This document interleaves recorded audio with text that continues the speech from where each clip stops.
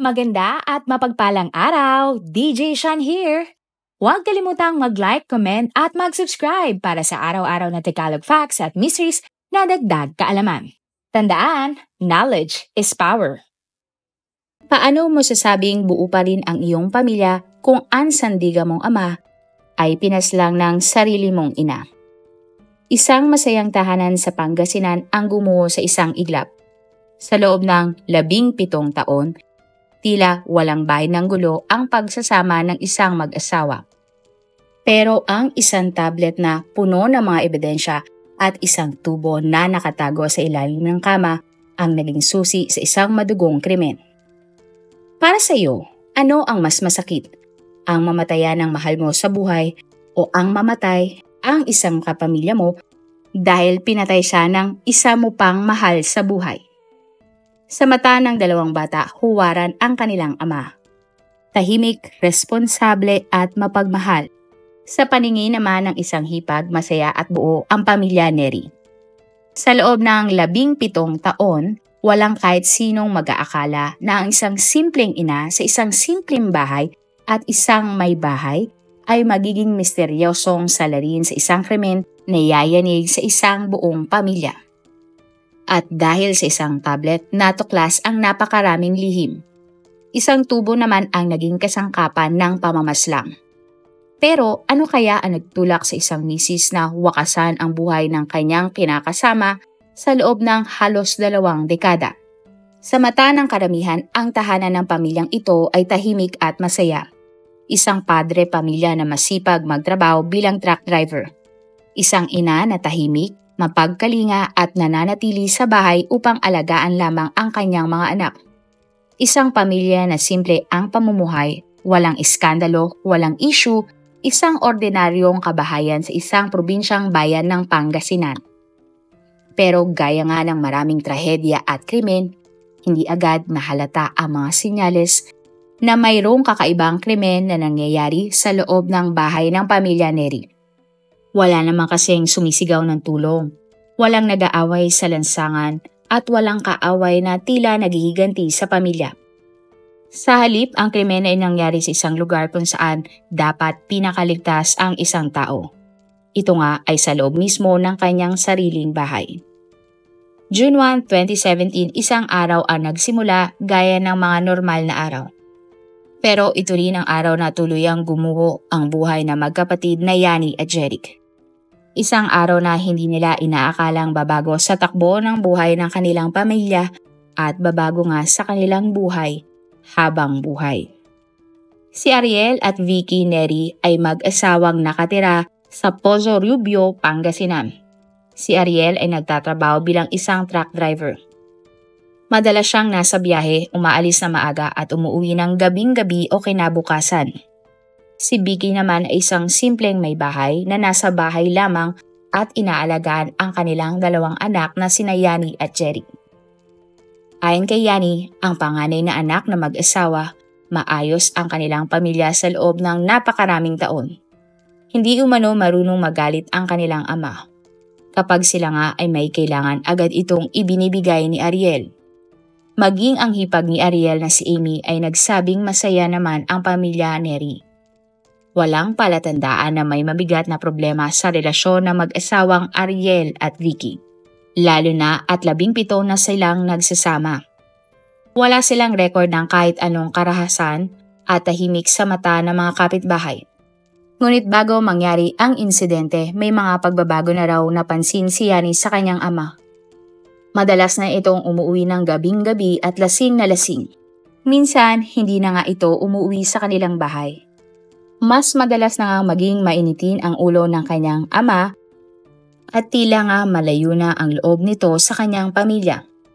Dumating na rin sa punto na may naririnig na si Vicky na mga chismis tungkol sa pambababae ng kanyang asawang si Ariel. May nagsasabi ding may kinakasama raw itong babae habang nasa biyahe. Isang araw nga, nakita ni Yani ang kanyang ina na umiiyak habang may hawak na isang tablet. Dito na nga nalaman ni Yani na may mga ebidensya pala na hawak ang kanyang nanay na si Vicky. May mga litrato at may mga mensahe na nagpapakitang may ibang babae si Ariel. Ayon kay Yani, mismong ang kapatid niyan si Jeric ang nakakita sa kanilang ama na may kasamang ibang babae sa loob ng isang truck. At habang ang nakasakay sa truck, tinawag umano ni Yani ang kanyang ama upang kumpirmahin ito. At dito na nga umamin ang amang si Ariel sa kanyang anak sa katotohanan siya ay may ibang babae. Paliwanag ng kanyang ama, kailangan daw niya ng lambing na hindi na niya nararamdaman pa kay Vicky. At sa mga sumunod nga na araw, naging mas madalas na ang tensyon sa loob ng bahay ng pamilya Neri. May mga pagkakataong nag-aaway na sina Ariel at Vicky. Ngunit sa kabila ng lahat ng ito, walang sino mang mag-aakala na hahantong ang lahat sa isang marahas na insidente. Hanggang sa dumating nga ang araw ng inuman sa loob ng bahay. Ang huling araw na buo pa ang pamilya Neri. Kalagitnaan ng June 2017 ng tanghali, sa bahay ng pamilya Ariel at Vicky, nagkaroon ng inuman ang mag-asawa. Walang ibang tao sa loob ng bahay maliban sa kanila lamang.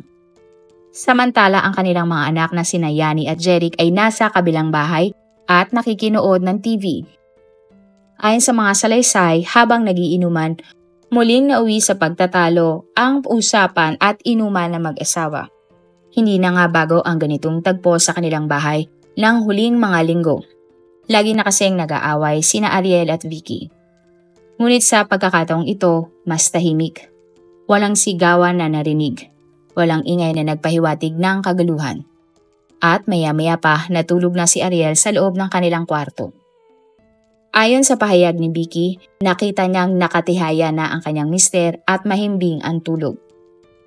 Sa puntong iyon, kinuha na nga niya ang isang bakal ng tubo na matagal nang nakatago sa ilalim ng kanilang kama. Walang nakakaalam kung gaano na ito katagal na nandoon o sadyang inilaan yon para sa isang masamang plano. Habang natutulog, pinatagilid ni Vicky ang katawan ni Ariel. At habang tulog na tulog nga ang kanyang mister, inindayan niya ito ng 3 malalakas na hampas gamit ang isang tubo. Tumama ito sa ulo ni Ariel at nang makita nga ni Vicky na may dugo nang lumabas sa ulo ng kanyang asawa, agad niyang binitiwan ang tubo. Kumuha siya ng tissue at pinunasan ang dugo na nanggagaling sa kanyang asawa. At binalak nga ni Vicky na itago ang krimen na kanyang ginawa. Agad-agad siyang naglinis sa loob ng bahay para tanggalin ang bakas ng krimen. Ngunit makalipas lamang ang ilang minuto ng kanyang paglilinis, dumating sa kanilang bahay ang kapatid niyang si Amy at kasama nito ang pamangkin niyang si John. Nadatna na mag-ina na umiiyak si Vicky sa loob ng kanilang bahay. Ayon nga sa mga salaysay, humihingi ito ng tawad habang wala pang sinasabi kung ano ang nangyari. Kasunod nito, bumalik na sa bahay si Yani mula sa kanilang kapitbahay. Pagpasok niya sa bahay, nakita niya ang kanyang tita, ang kanyang ina sa may kusina. Parehong umiiyak at nagyayakapan. Pagpasok niya sa kwarto, nakita niya ang kanyang ama na nakahiga pa rin sa kama. Una niyang inakalang natutulog lamang ito. Pero nang nilapitan na niya ito at tiningnang maigi, napansin niyang hindi na gumagalaw ang kanyang amang si Ariel. Hindi na ito humihinga at wala na nga itong buhay. At dito na nagsimulang magpanik ang buong pamilya Neri. At agad na dinala si Ariel sa pinakamalapit na ospital ng mga kamag-anak ni Vicky. Ngunit idineklara siya ng mga doktor na dead on arrival. Sinabi ni Vicky sa ospital na nadulas daw ang kanyang asawa. At dahil nga ang mga ganitong insidente ay kailangang i-report sa mga otoridad, agad na nakarating ang balita sa Pozo Rubio Police Station. At dito na nagsimulang magduda ang mga otoridad sa salaysay ni Vicky. Ayon kay Chief of Police Mesho Mina, sa initial assessment pa lamang ay hindi tumutugma ang kondisyon ng katawan ng biktima sa sinasabing aksidenteng pagkakadulas. May indikasyon na ang mga sugat ay resulta ng matitigas na bagay na pumutok nga sa ulo ng biktima. Sa isinagawang medico-legal examination ng mga pulis, nakasaad sa ulat ni Police Inspector Elizardo Daeleg na ang sanhi ng kamatayan ni Ariel ay craniocerebral hemorrhage, secondary to traumatic injuries o matinding pagdudugo sa loob ng ulo dulot nga ng blunt force trauma. Sinasabi nga ng medico-legal na pinalo ng isang matigas na bagay ang ulo ng biktima kaya ito namatay. Ipinasa nga ang resulta ng autopsy ito bilang formal na ebidensya ng foul play. Kasunod nito, nagtungo nga ang mga investigador sa bahay ng mga biktima para maghanap ng karagdagang impormasyon at mga ebidensya. Sa bahay ng pamilya Neri, sinuri ng mga otoridad ang kabuuang lugar, mula kwarto hanggang kusina. Sa crime scene processing ng SOCO, na-recover ang isang bakal na tubo na may bakas na mga dugo. Ang tubo nga ay itinuturing ng mga pulis bilang possibly primary weapon na ginamit sa krimen. Agad nga na inimbitahan si Vicky, ang asawa ng biktima, para sa masusing panayam sa himpilan ng pulisya. Sa una, iginiit ni Vicky na nadulas lamang ang kanyang asawang si Ariel. Ngunit habang tumatagal ang interogasyon, hindi naging consistent ang kanyang mga pahayag. Kalaunan nga, umamin na siya sa mga otoridad sa totoong nangyari. Ayon sa ulat ng investigador na si PO2 Roel Orbe, nagbigay ng sinumpaang salaysay si Vicky. Inamin niyang matagal na siyang may kinikimkim na galit sa kanyang matagal ng asawa. At sa araw nga ng krimen, pinili niyang gamitin ang tubong itinago niya sa ilalim ng kanilang kama. Inilahad din niya na ang mga hakbang na ginawa matapos niyang gawin ang krimen. Idinitali niya kung paano niya ginawa ang krimen, paano niya nilinis ang crime scene, at ang kanyang motibo kung bakit niya ginawa ang krimen. Gayunpaman, dahil wala siyang legal na kinatawan o lawyer sa oras ng kanyang pag-amin, hindi ito agad tinanggap bilang opisyal na ebidensya. Nilinaw ng pulisya na hindi maaring gamitin sa korte ang anumang pag-amin ng isang akusado kung wala itong abogado sa oras ng kanyang pagsasabi o pag-aamin sa krimen alinsunod sa kanyang karapatang legal. At dahil sa mga ebidensyang nakalap kasama na ang forensic results, physical evidence at mga testimonya, isinampa ang kasong parricide laban kay Vicky sa Urdaneta City Regional Trial Court. Sa ilalim ng revised penal code, ang parricide ay isang mabigat na krimen na maikaakibat na parusang reklesyon perpetua o habang buhay na pagkakulong sa sinumang mapapatunay na nagkasala sa nagawa niyang krimen. Bukod dito, ang mga kamag-anak ni Vicky ay nandoon matapos ang insidente. Partikular na ang kanyang kapatid na si Amy at ang pamangkin niyang si John. Kaya naman sinampahan sila ng kasong obstruction of justice. Ayon sa mga pulis, pinaghinilaan sila na tumulong sa pagtatago o paglilinis ng mga ebidensya matapos gawin ni Vicky ang krimen. Habang dinidinig ang kaso sa korte, nananatiling nakakulong si Vicky habang hinihintay ang resolusyon sa kaso. Matapos masampahan ng kasong parricide si Vicky at obstruction of justice ang kanyang mga kamag-anak, tuluyan nang nagbago ang takbo ng buhay ng buong pamilya Neri. Ang tahanang dating puno ng normal na pamumuhay ay napalitan ng katahimikan, investigasyon at paghaharap-harap sa korte. Ang tunay na apektado at ang sinasabing biktima sa pangyayaring ito ay ang dalawang anak nga na mag-asawa na sina Yani at Cherry. Sa isang iglap kasi, nawala ang kanilang amang si Ariel na nagsisilbing pangunahing tagapagtustos ng kanilang mga pangangailangan. Kasabay nito, nawala rin sa kanilang piling ang ina nilang si Vicky na ngayon nga ay humaharap sa mga kaso at nakakulong. Ang kanilang normal na kabataan ay sadyang naputol. Kinailangan nilang tumira sa piling ng ibang kamag-anak habang inaayos ang legal na proseso. Ayon sa ilang ulat, kinakailangan ring dumaan sa psychological assessment ang mga bata dahil sa matinding epekto na nangyari sa kanilang emotional at mental health. Habang nakakulong ang nanay nilang si Vicky, nagkaroon ng pagkakataon ang isang media outlet sa Dagupan para makapanayam ang sospek. Ayon sa isang interview, ipinahayag niya ang kanyang panig. Sinisisi niya ang sospek sa umano'y paggamit ni Ariel ng ipinagbabawal na gamot, pati na rin ang mga panloloko at pananakit na nagdulot ng mga pag-aaway. Ayon pa sa kanya, paulit-ulit silang nag-aaway at may pagkakataon na pareho silang nagkakasakitan. Isa rin sa sinasabing dahilan ang mga pangangaliwaldi ng kanyang asawa. Nakita kasi mismo ni Vicky sa isang tablet ang larawan ng kanyang asawa na si Ariel kasama ang ibang babae na kanyang karelasyon.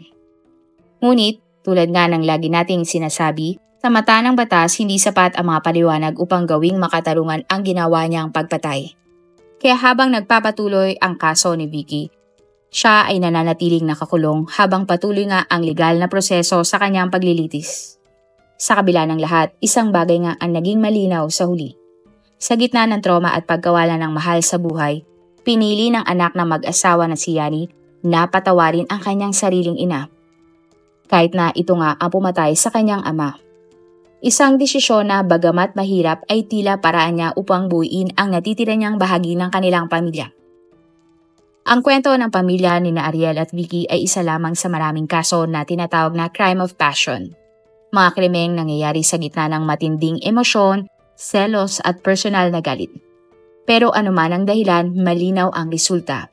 Isang pamilya ang nawasak at dalawang mga anak na naiwan ng ulila. Dahil nga namatay na ang kanilang ama at ang kanilang ina naman ay nasa loob ng kulungan. Bit-bit ng magkapatid ang bigat ng alaala na sinapit ng kanilang mga magulang. At yan nga ang ating kwento ngayong araw.